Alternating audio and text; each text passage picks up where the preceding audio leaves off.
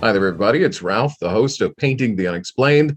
And this is a continuation of the discussion with Lori Gum about her do's and don'ts for ghost hunting, cryptid hunting, UFO hunting, and so forth. And as far as the ghost hunting is concerned, we are now on number 8 in the list. Let me refresh your memory.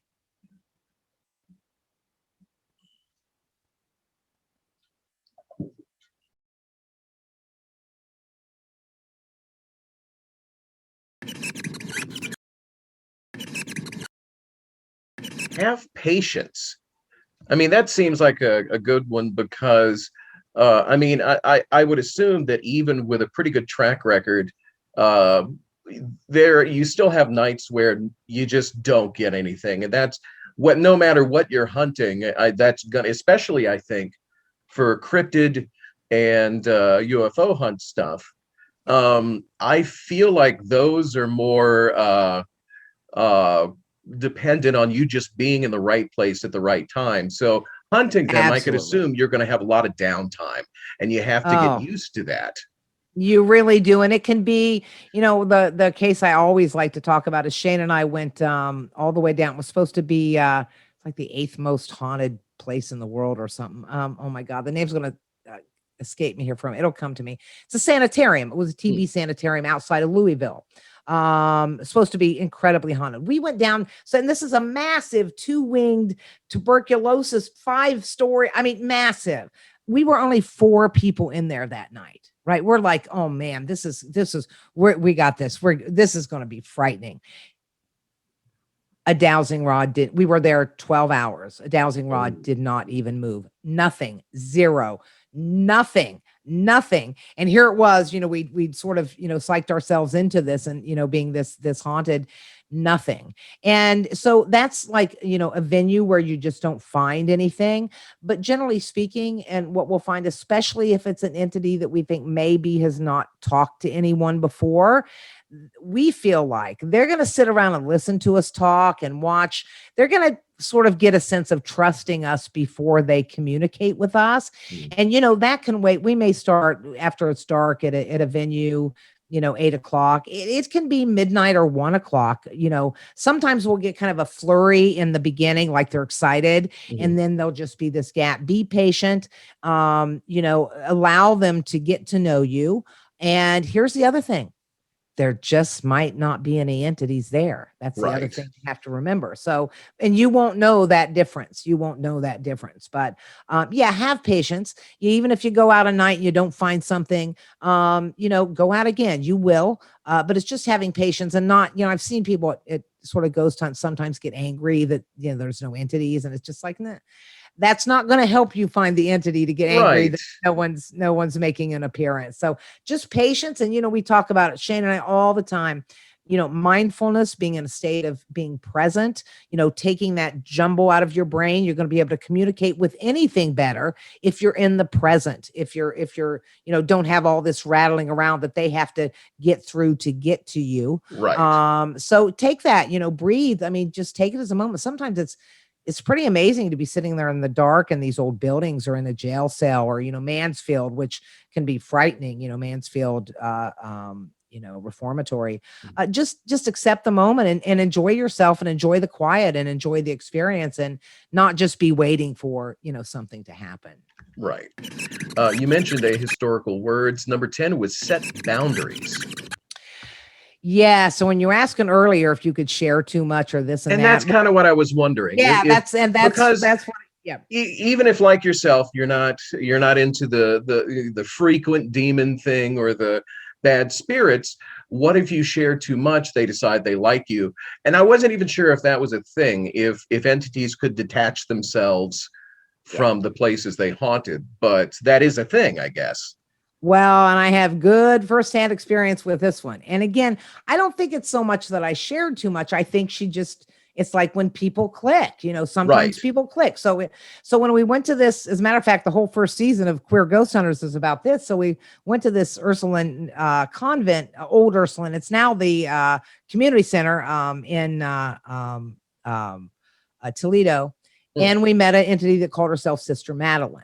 Well, I had borrowed my parents' car because I have a little lesbian truck and nothing would fit in it. So I'd borrowed my parents' car. But we went to the cemetery before we went to the convent, and I had sort of jokingly around said to this field of, Ursuline nuns that passed 100 years ago, hey, if you want to come to the convent, hop in the car and come with us to your convent. And whenever I have a ghost hunting group, I would never let anybody do that. I was kind of joking around. So Mm. we get there, we have all this. I go home, take my parents' car back the next day. My parents call me and said, you know what? I don't know what you brought back, but we've lost 3 sets of keys. Stuff is all moved all over the house. We can't find things. Get your ghost hunter grew up here and get this thing out of here. And so we did. We attempted. We found Madeline again. We confirmed by dowsing rods and EVP that it was Madeline again. She had come home with me and stayed, but I made it very clear she couldn't come in my house. So what did she do? She slipped into my parents' house. Mm. Well, as a matter of fact, so we think we took her back. As a matter of fact, we had a seance here. Last November, we had a medium here. It was Madeline's 100th death anniversary. And she was still hanging around. Not that she causes me any problems, but I will tell you, that's why now I am very clear. It's like when I leave that venue, I don't wait to the car. I leave the venue. I get to that door and say, you know what? You are not welcome to come. It's nothing personal. Say it when I get in the car. When I get home, I stand at the back door. I come in from my garage. I say, you know what? Just to be clear, you're not welcome. I'll burn some sage and this and that. But we're pretty adamant about that because I'll tell you, Madeline was benevolent, maybe a little mischievous, but yeah, you just don't want to be. And like I always say, I don't want a house of quarreling entities. So I don't Right. need, 9 or 10 of them here. Yeah, set your boundaries, be clear with them that you respect them. But they cannot come home with you. And this one, I would personally have stuck further up top. Do your homework. Yeah, You mentioned don't presume things, and I think one of the easiest ways to help prevent the mindless presumption is to look into it. Kind of like I mentioned with Ivan Sanderson, if he'd looked into the previous yep, investigations, he would have had more accurate information to start his investigation with.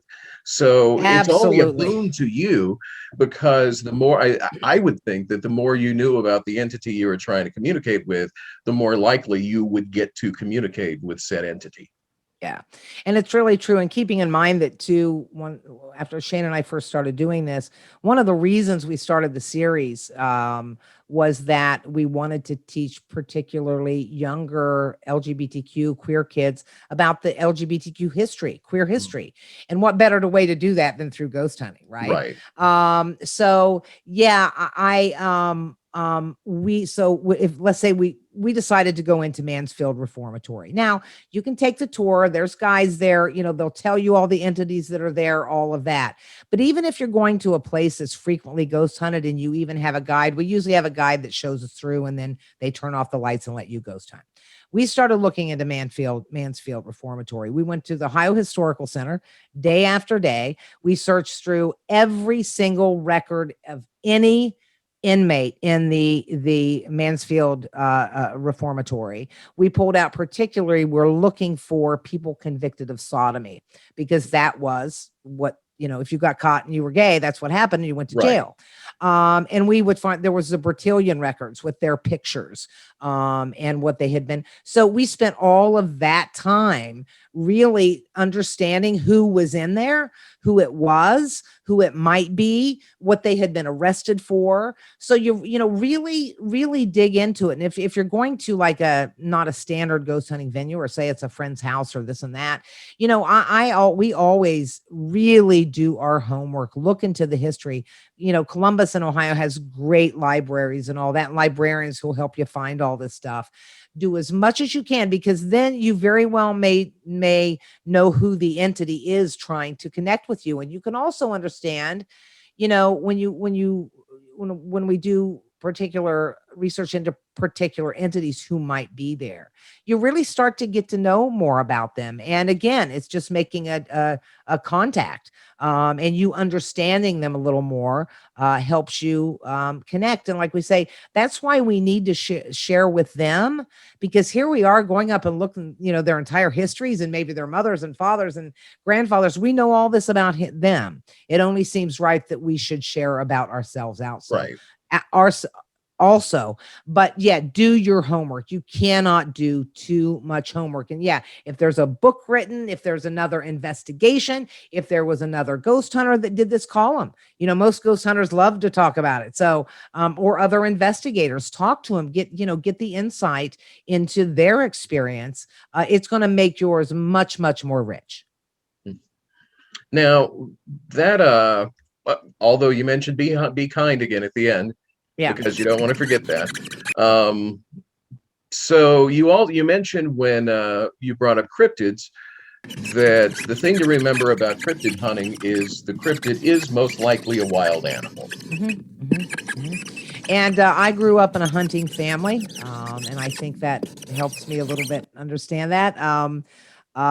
Yeah, you are more or less hunting a wild animal, not only a wild animal, probably a very smart wild animal.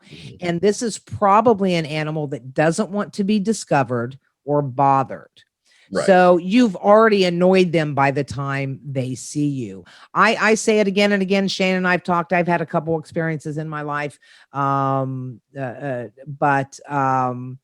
be careful, keep your distance. And if you stumble upon them, stop. I would not approach. I'm dead serious about that. I would not go chasing off after a cryptid. I really wouldn't. And if I did, I would just make sure that they were clearly further away and that they had actually left, that they weren't hiding behind a tree, because Right. I just don't think, we don't know anything about them. And just, it's like hunting. I mean, you stumble upon a wild animal, you react exactly the same. Don't shoot it, but react exactly the same way. Is that you're going to be extreme, whether it's a snapping turtle or it's a bear or whatever it is, you're going to be very, very, very cautious. Very Right. cautious. Especially if it's a snapping turtle. Especially if it, Man, those are something. I my didn't realize how my long those necks were. I found one in the road and a lot of traffic, and I've done this since I was a kid. I'll go get it. I pick the thing up and its head starts whipping back and snapping at me. You can hear it snap, and its neck is about as long as the shell. So I'm freaking out and trying to run with this turtle across the road. I'll give you some advice, because my grandmother was one of the most notorious snapping turtle hunters in Ohio, and she would only grab them by the tail. That was it. Only grab them by the tail. Yep. Yeah. Because they any other place, man, they're going to get you. But snapping turtles are almost cryptids themselves. I mean, they really are. Yeah. Yeah. And you mentioned you ended with a note on alien hunting, that anything can happen and the experience will generally come when you're least expecting it. Yeah. Yeah. And I would say I would really quibble with the words alien hunting or UFO hunting. You won't find them, they will find you. That's the big difference. And I've always said, and this goes for any kind of sort of even paranormal experience or unusual experience, treat it like you're at a crime scene.